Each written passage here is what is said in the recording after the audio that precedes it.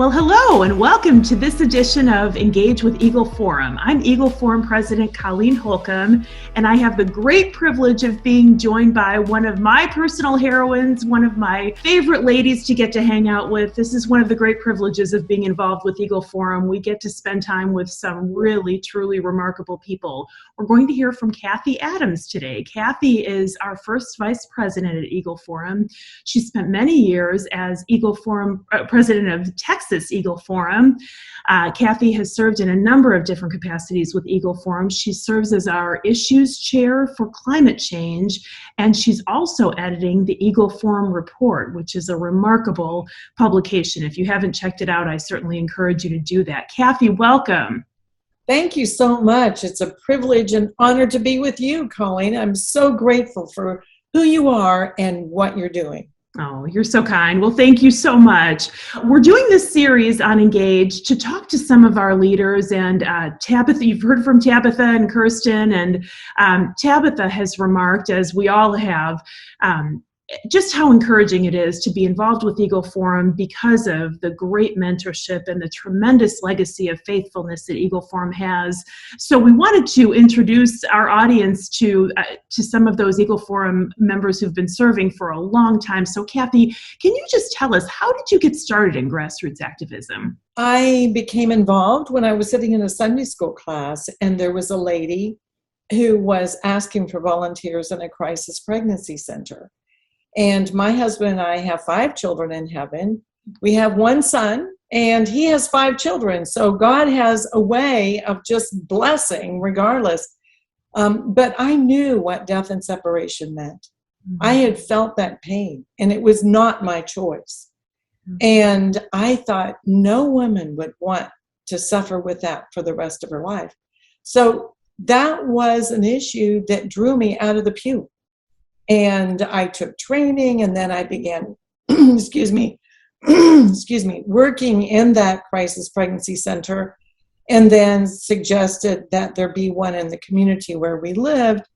And they established that. I became director of that crisis pregnancy center. And then a friend came to me and said, "You need to get involved in Eagle Forum." And I said, "Great, what is it?" Mm-hmm. And what I had found in the crisis pregnancy center was that women were suffering. And it was all because of a very, very poor decision by the U.S. Supreme Court. And the only way we were going to save lives was through changing laws. And Eagle Forum is on the forefront of knowing how to do that and being the most effective organization out there. That's such an incredible testimony, Cathie. And I really appreciate that. You know, I have certain aspects of your story as my story myself. And you're right. That's something that really doesn't get any attention at all. We talk about the abortion issue, but we don't talk about it in the context of how it truly impacts the women involved. And as mothers who have sent babies right to heaven, we know that pain. And that's something I found too, that when I lost my baby, I thought, I can't imagine a woman going through an abortion, because you feel that spiritual separation, and it really is remarkable. So, well, that's just incredible. Now, you ended up serving as president of Texas Eagle Forum. How did that happen, and what did you learn during that experience? Well, Phyllis Schlafly was such a dear friend and mentor, and I loved her dearly and miss her dearly. It was just an amazing thing that Phyllis Schlafly called and asked me to be the president of Texas Eagle Forum. The former president had moved out of state, and so there I was. And so for 23 years, I remember my mother asking me, "How long are you going to do this?" Because it was so time consuming and so absolutely a growing experience, not just in the beginning, but throughout.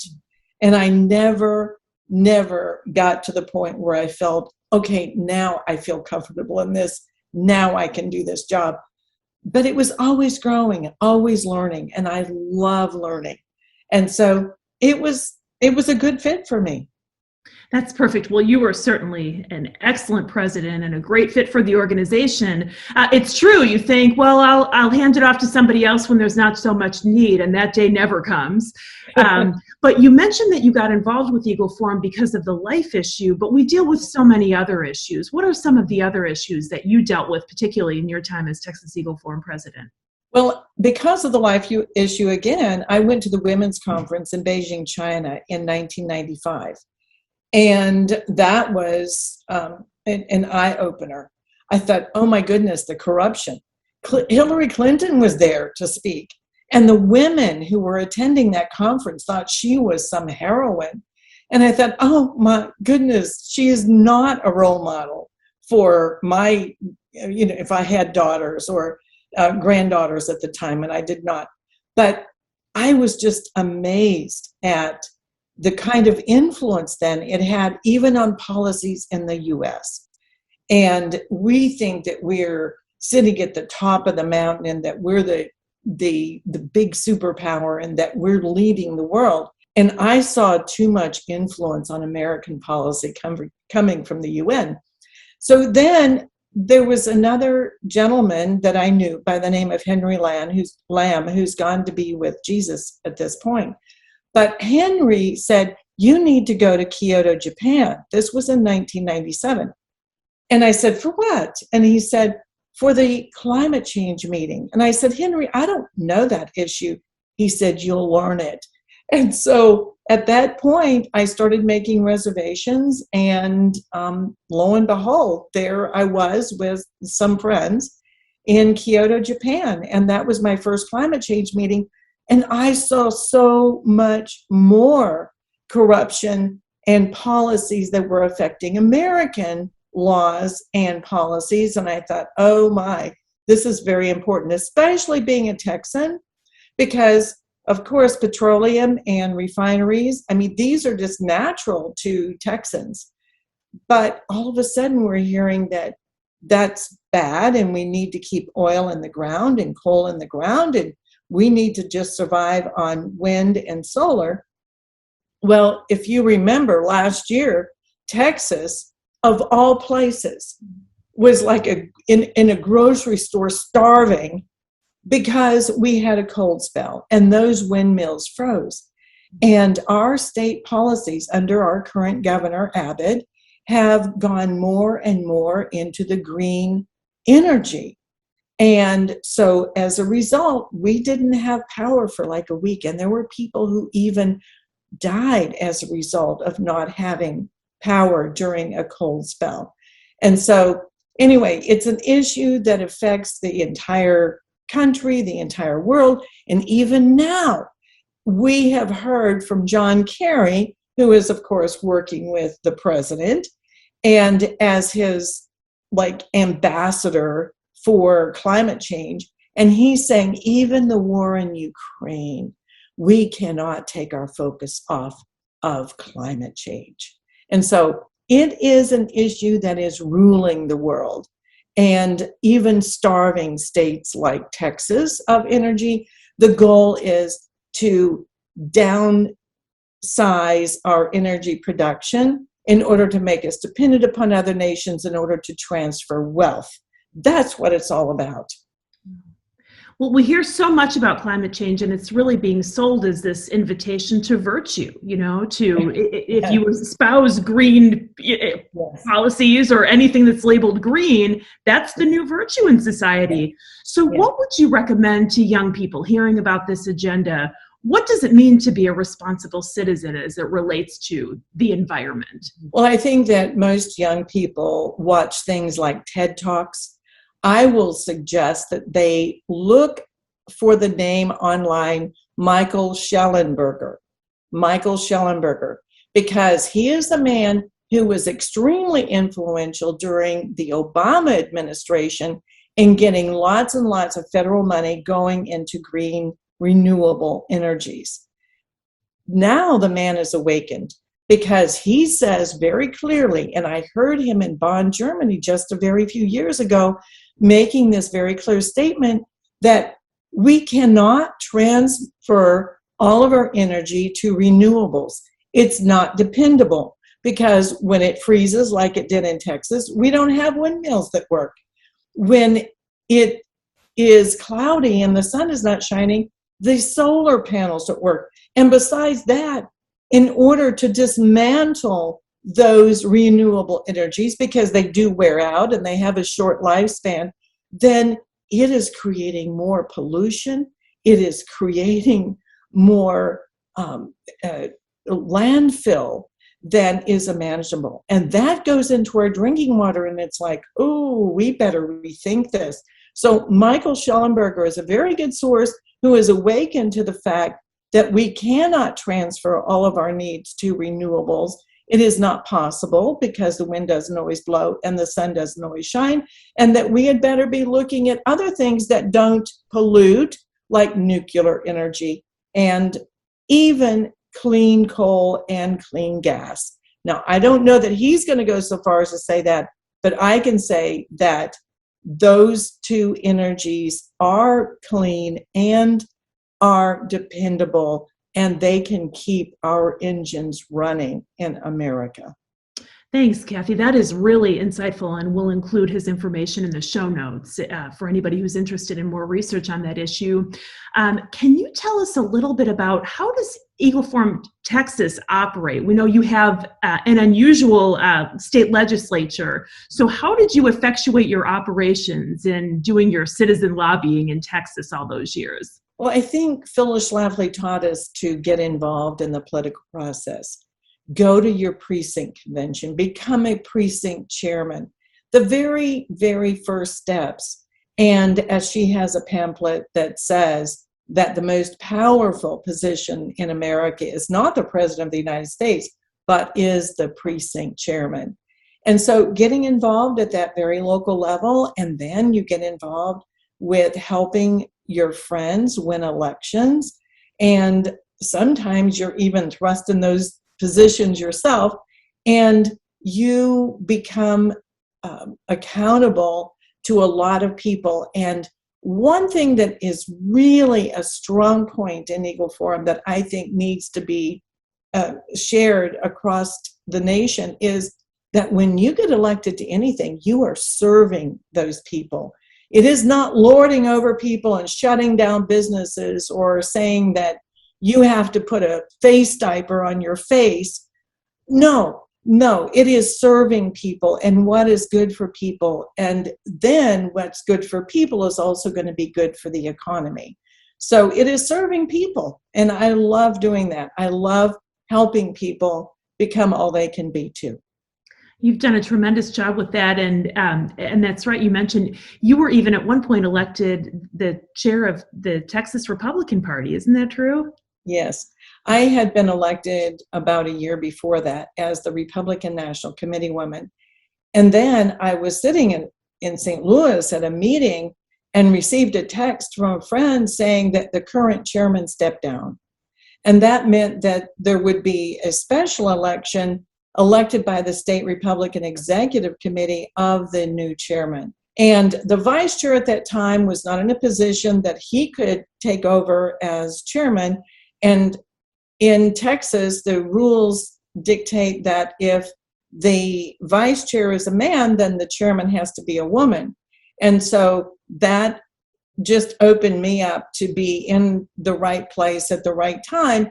And the state executive committee chose me as chairman. You know, here we are. And I went back to Eagle Forum and then reached a point in our lives where it was time to pass the baton. And so it's been a really fun thing to support the ladies who have replaced me. Well, and you've done such a tremendous job, and such a great part of leadership is making sure that you're raising up a successor, and you've done that so successfully and have prepared some wonderful ladies to take over the great work that you've done. Something else, I know it sounds like that was a bit of a rocky road, and sometimes it is, but one thing that I really appreciate about Eagle Forum is that Phyllis, as our leader, always stressed faithfulness and always said, really, the results are up to the Lord. Now, Phyllis ran unsuccessfully for Congress twice, but she always taught us that really we're responsible to be faithful. The results are up to the Lord. So it sounds like clearly that being willing to be there and to get involved, even though it might not have gone the way you wanted it to go, it was important for the time. It was. And there was a legacy that I left. I mean, the executive director that I hired was retained. And that's quite unusual when you have a new chairman. But he was extremely well qualified and did an excellent job for me and for my successor. So that was good. And then also the accounting that had been so confused and convoluted and wrong in the past, the accountant that was hired was retained as well. And so those are two things that are a legacy that I felt very good about. As you should. So often it's so encouraging to look back to see that the Lord had more in mind than we might have thought. That's so often the case. You're currently serving as the editor of the Eagle Forum Report. Can you tell us a little bit about the Eagle Forum Report, what it is, and why it's so important? Well, I was totally surprised when Uni Smith and Ann Schlafly-Corey called and asked me to do that. And I was like, wow, really? You think I could? And then as I got into the job, it is absolutely fascinating. Phyllis Schlafly was a writer, author that was just top notch. And so we don't have those kind of people out here on an easy reach. And so finding those authors, though, who are really good and having a plethora of them out there brings so much to the table of issues that really matter to Eagles, whether it be a national defense issue, whether it be an economic issue, whether it be a social issue. So I have found it to be absolutely fascinating, and getting to meet authors is just fun. There's one coming in the future, the near future, who called me yesterday, and he said, Cathie, I've written some things that every time I wrote about it, it ended up on national news. Would you be interested in this? And of course. And so I'm very, very excited. He's now writing, and he said he'll get that to me today. And so those kind of contacts, those kind of growing experiences are absolutely fascinating to me. It's like your mind can continue to improve, continue to grow, and you can still be serving the wonderful people in Eagle Forum who read that Eagle Forum report. Oh, and you've done that so brilliantly. The Eagle Forum Report, I still have people who come up to me and talk about Phyllis's, it used to be the Phyllis Schlafly Report when it first came out, and people talk about how Phyllis wrote about complex subjects in a way that everybody could understand. And she was saying things that they weren't hearing in the mainstream media, and that was at a time before we even had talk radio, let alone all the outlets that we have now. Now we've kind of come full circle. Now we have all of this information available, but none of it's good. And so much of it is moderated, so Yes. The Eagle Forum Report is such a great resource for the news that isn't getting reported by the mainstream media and the facts that are being canceled or are being suppressed. And so we really appreciate your resourcefulness and continuing that great legacy. And I love the truth. And I love the truth. Yes. That's right. Reporting the truth. And it's such an important legacy. We hear about that daily. So thank you. Well, as we close, I just want to ask you, this series is about, we're trying to reach out to all of these new people that we're seeing coming into the grassroots movement, whether it's because of the face diapers that you mentioned, the masking of our children in schools, the vaccine mandates, so many parents seeing things like critical race theory and having their children impacted by the transgender agenda, or they're just seeing the garbage that's in the curriculum because the kids have been home for a while and they're saying, what can we do? How can we take action? And many of them are coming to Eagle Forum, seeing that we've been engaged in that battle for decades, saying, how can I get involved? What would you say to someone who might be new or trying to figure out how they can get involved, who feels like they need to get engaged right now? Well, one of the wonderful things about Eagle Forum is that you are not going to be steeped in debt in order to get involved in an organization. You're not going to be totally consumed in it. What you can do in Eagle Forum is the issue that has drawn you to a group of people who are interested in the same issues are already there. Many of them have wonderful experiences that they're willing to share so that you can take that one issue into your community, and before you know it, you're becoming the authority on that one issue. Not because you're trying to be somebody, but because you are helping other people, you're serving other people. That, I think, is the key word for Eagle Forum. We get involved because we want to help others. We want to serve others, our community. And when that happens, it is a win-win all the way around. That's right. Well, and another aspect of the win is that you get to spend time with great people like Cathie. Yes. And I think that's so true. When you get around people who are concerned about an issue, even if you don't initially understand it, Eagle Forum, whether it's through resources like Eagle Forum Report, through our alerts, or through our monthly meetings, through our regular conferences, you get around experts, and I agree, you'll be surprised at how quickly you become the expert and how that just fuels your passion to help others and to engage on those issues. So we strongly encourage anybody who's interested, please be sure you visit eagleforum.org. Please get connected, sign up for our alerts. Please like the Eagle Forum Engage podcast to hear more podcasts like this. And please come out and join us. We'll send you information about our conferences where you can meet people like Cathie and get involved in an adventure like the one Cathie has had, and it sure has been one. So Cathie, thank you for being with us today.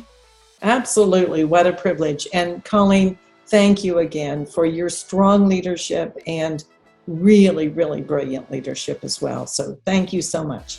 Thank you. Well, it's my pleasure. Well, from your house to the State House to the White House, this has been Engage with Eagle Forum.